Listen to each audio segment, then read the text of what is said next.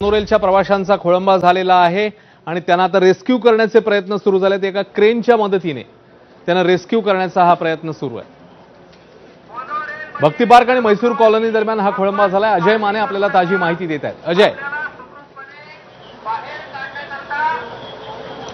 आपण जर पाहिलं तर अग्निशामक यंत्रणा जी आहे ती ह्या ठिकाणी दाखल झालेली आहे आणि आता हे प्रवासी जे मागच्या तासाभराहून अधिकचा काळ या मोनोरेलमध्ये जे अडकलेले आहेत त्यांना रेस्क्यू करण्याचा प्रयत्न जो आहे तो सुरू झालेला आहे। पण विशेष बाब म्हणजे की तासावरून अधिकचा वेळ म्हणजे सायंकाळी 6:15च्या सुमारास ही गाडी बंद केली पडली होती। त्याच्यानंतर तासभर उलटला तरी कोणाचंही लक्ष नव्हतं।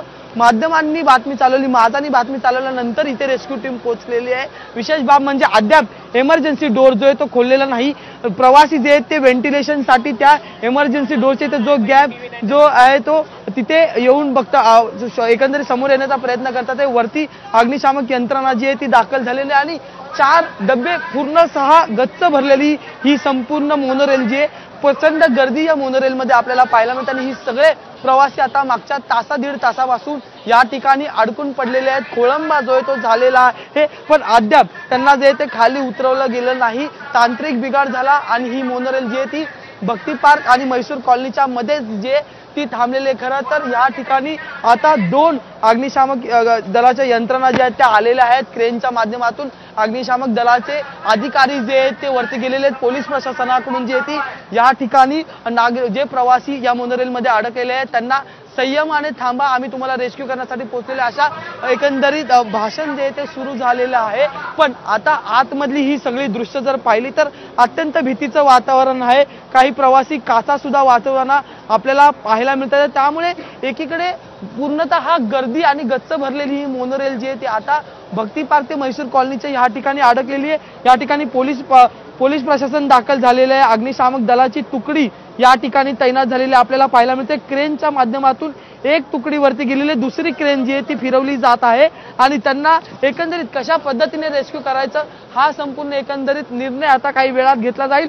इमर्जन्सी डोरच्या समोर आपण जर पाहिलं तर संवाद हा अग्निशामक दलाचा जो आहे तो प्रवाशांसोबत सुरू आहे। कोऑर्डिनेशनचं काम चालू आहे आणि त्याच्यानंतर नेमकं ह्यांना खाली कसं घ्यायचं हा प्रश्न होईल।